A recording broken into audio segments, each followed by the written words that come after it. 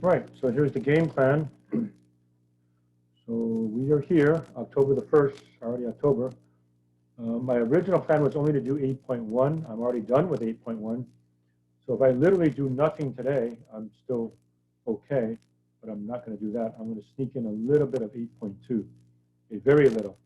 I'm going to show you the formula, show you one problem, and that's about it. Okay, so I'll be done very quickly. Then after that, I will let you ask questions. You can ask 0 questions, or you can ask as many questions as you want up until a limit of 820. We will break as usual. When we break, I will turn off the recording, and during the break, I will send to you via Canvas announcements the exam, but I will also project it here if that's better for some of you. Nice thing about Canvas announcements is, well, you know, when you take a picture on your cell phone, right, it may not be clear, it might be a little bit blurry, but it looks better that way on Canvas announcement, and that way you can also print it out. You want to print it out, that's fine. And then the rest of the time you can have for the exam until 9:25-ish, okay? So we start the exam when you are done with questions and answers. We did a lot last time, so that kind of helped, hopefully. And then we will break, and then we'll take the test. Okay, again, this is the first time we're taking a test. I know this is our second test, but this is the first normal situation where, you know, my computer wasn't down last time. So during the test, usual, you can have your one cheat sheet, you know, one front and back, but no other books, no notes, no people, no computers, nothing like that. Okay, have your camera on. I need to see you while you're working, and have your actual background behind you. So no Golden Gate Bridge, no outer space, you know, nothing like that. Your true background. If you want to ask me a question, do it via the chat. Keep yourself muted. So not to disturb anyone else. Ask me a question via the mute. Yeah, you know, stuff like if you need to go get a drink of water or go to the bathroom, that's okay. Maybe send me a chat that that's what you're doing. Otherwise, if you all of a sudden disappear, hey, where'd so-and-so go? You know, are they cheating? Are they, and they got a friend next by giving you the answers and all that kind of stuff. So, you know, if you disappear, let me know. You know, I went to get a drink of water. I went to the restroom, whatever. You know, I had to take care of something. Yeah, that's fine. I get it. Okay, then 9:25 is when we officially end, so I'll give you until 9:30 theoretically. That depends on when we can start the test, of course, but if you need a few more minutes, it's fine. So you submit the test at 9:30, 9:35-ish, and you have until 10 o'clock to turn in the homework. Some of you have already turned in the homework, you're done, and that's perfectly fine there. Okay, and I need to show you this. Here's a change in the assignment. Okay, again, this was because that's what it was in the 7th edition. This is now the 8th edition. So 7, 9, 12, 13, 14, 15, 17, completely different. Well, it's actually not completely different. I peeked in and saw some of these problems are actually the same as these. But 7, 9, 12, 13, 14, 15, 17. If you don't want to get it down now, that's okay. I'll say it many times afterwards. This is on the video also. So there it is, 7, 9, 12, 13, 14, 15, 17. I'm probably just going to do 7 today, and that's about it. Okay. So here we go. Okay, so last time we did arc length. Now we're doing something called an area of a surface of revolution. So area of a surface of revolution. So we're getting back to this kind of picture. This is page 551. Page 552 now. That's what I wanted to take. All right, so we've seen this game before. Take a function, f of x, spin it about the x-axis, right? Or y-axis, whatever the case may be. Only difference now, before we were taking the volume. Like this looks like some kind of vase. We found the volume of the vase. Now we're considering the surface area. Okay, so suppose you were going to paint the outside. Okay, no top and no bottom, just paint the outside. What would the surface area of that three-dimensional object be? Okay, so that's what's going on. So a little bit of theory. Okay, imagine what we always do in calculus is chop this up in a whole bunch of pieces. Chop, chop, chop, chop, chop. Here's a representative piece. Okay, you slice it like so. Okay, so if I can figure out the surface area of just that piece, I think I got it. Okay, so I'm just going to talk and try to help you visualize it, but if you can't visualize it, that's okay. If I take this piece, suppose I cut it, get my scissors and cut it and open it up, I kind of have something that's almost a rectangle. Right? It's not really a rectangle, but if your slices are very, very thin, your delta x is super small, it looks more and more like what you want it to be. Okay? Right? So if I open it up like this, the bottom would be the circumference. Right? So I have a circumference here, and then the height would be this lateral distance here, this slanted distance. If you can visualize it, it's slanted here, right? So the length would be the distance all the way around, okay? And then the height would be the slanted distance. Okay? That slanted distance, just like in section 1, okay, that's basically a hypotenuse, right? So last time you had, it was a hypotenuse with a squared plus b squared equals c squared. And for the surface area, if you were to open it all up, okay, this height would be the slant height, and then you have a circumference. Okay, bottom line, you end up with this. So here's the formula that we have for 553. Okay, surface area, using the Liveness notation. What's Liveness notation? dy dx. Okay, 2 pi y radical 1 plus dy dx squared dx. That's if you're revolving about the x-axis. So 2 pi r was the circumference I was talking about. In this particular case, if you're spinning about the x-axis, the radius is y. All right? So this turns out to be a formula. Okay, now if you didn't understand anything I said, that's fine. If you just want to use this formula, there it is. Put it on your next formula sheet. Obviously, don't worry about it now because you have a test coming up. But I'll just say this also. If you look at just this part right here, that's the formula from section 1. Radical 1 plus dy dx squared dx. And all that's happening is you're now multiplying by this new thing, 2 pi y. Okay, now there are different flavors of the same formula. If you have x as a function of y, just as you might expect, instead of dy dx squared dx, it's dx dy squared dy. But you're still spinning it about the x-axis. Right? So that's the same as last time. So you say, do you want to put that on your formula sheet? It's up to you. If you think you want to put them all, that's fine by me, but you're just wasting more space. Okay, but if you get the idea, okay, dy dx squared dx, if I just think in my brain, change x to y, then it's going to be dx dy squared dy. So do you really need to write that down? That's up to you. Okay, here's another way you can write it, okay, and I'll refer to this sometimes.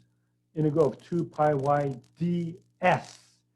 ds is a tiny change in arc length.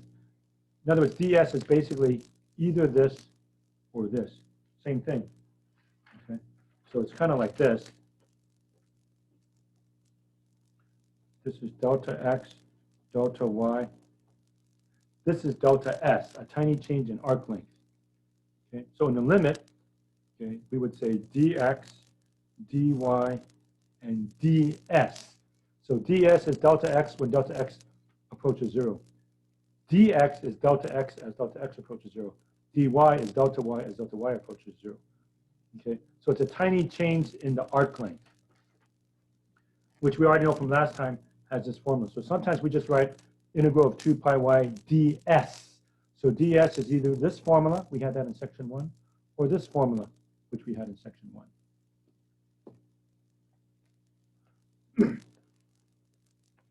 All right, that's if you're revolving about the x-axis. As you might guess, if you're revolving about the y-axis, instead of 2 pi y, it's going to be 2 pi x ds. And that's logical. Because in this picture, the radius you're spinning like this, the radius is this distance. That's what we normally call y. Okay, turn this picture 90 degrees. If it was spinning about the y-axis, then the radius would be x. So here's another version of the same formula. If you revolve about the y-axis, it's the integral of 2 pi x ds, as you might expect. So use this one, 2 pi y ds, spin about the x-axis. 2 pi x ds, spin it about the y-axis. So the letters actually mix like that. Okay? If you look at the picture, it actually makes sense. You might think, oh, x-axis is 2 pi x. No, it isn't. X-axis is 2 pi y. Okay? So again, if you look over here, spin it about the x-axis, the radius is this distance here, but that distance is what we normally call y. Right? And by a similar vein, if you revolve about the y-axis, the radius would turn out to be x. So revolve about the y-axis, integral of 2 pi x ds. So ds has two flavors, either this one, radical 1 plus dy dx squared dx, or radical 1 plus dx dy squared dy. Okay. Quickly, in a nutshell, you use the same formula as section 1, except you multiply by the circumference, which is either going to be 2 pi y or 2 pi x. Okay. All right, so I was going to do just one problem for you, and then I'm done. Okay. So problem 7, I think, is what I had in mind.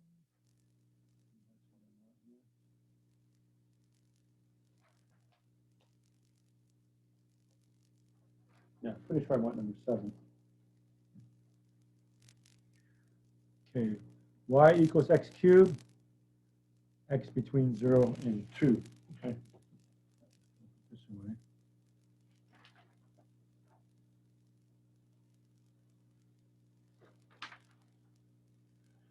And yeah, real quick summary of what I have here in 8.2.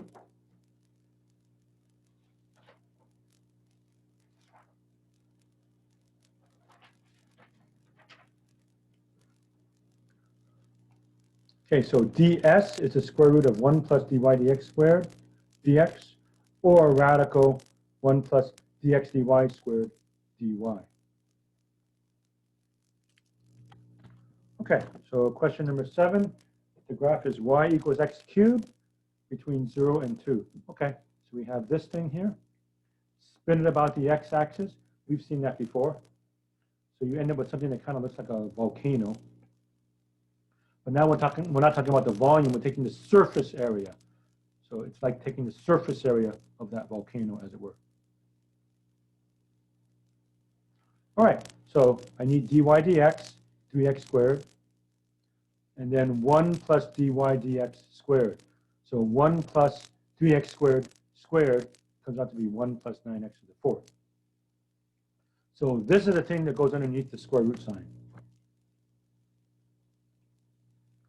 All right, so I just used the formula. It's the same formula as last time, except you multiply by 2 pi y if you're spinning about the x-axis, or 2 pi x if you're spinning about the y-axis.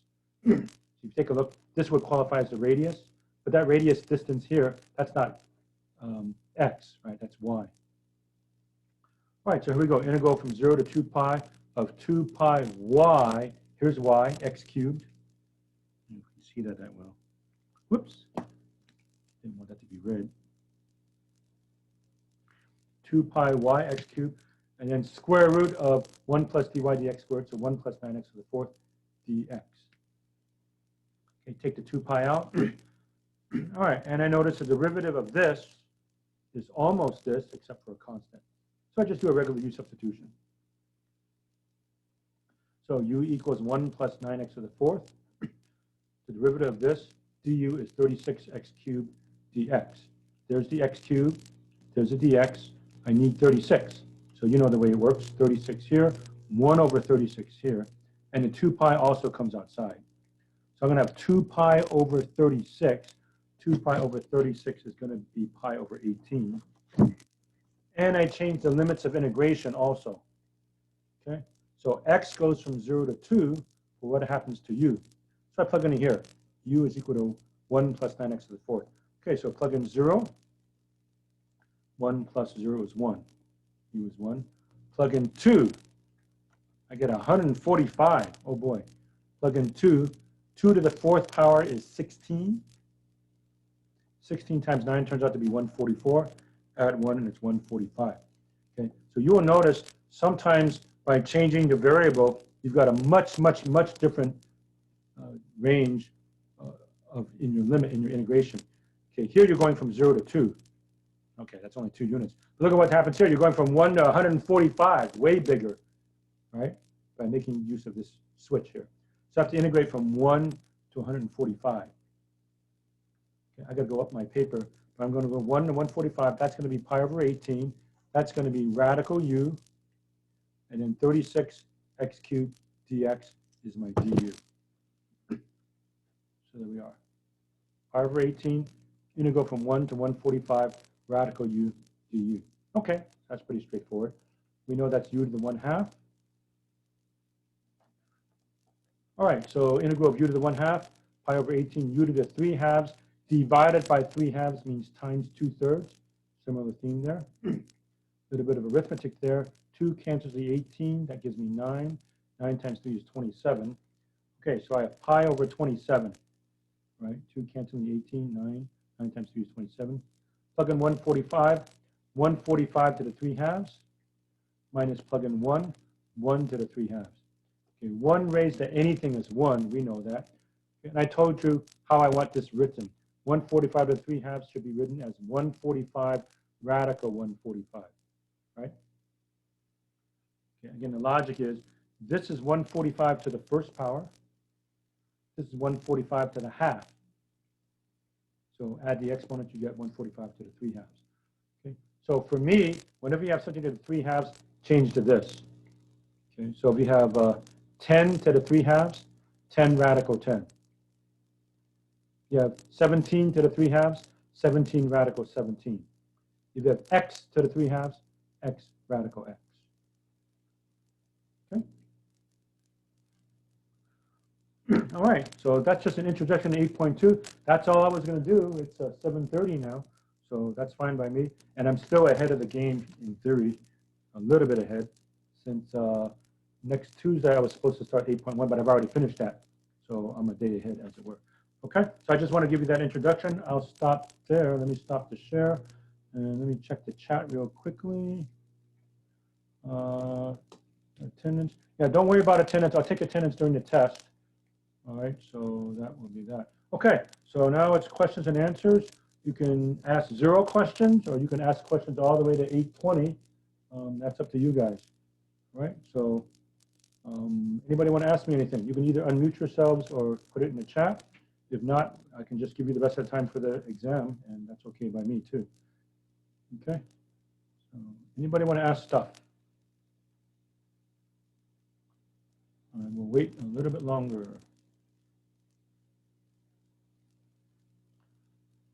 Okay, I don't hear anything.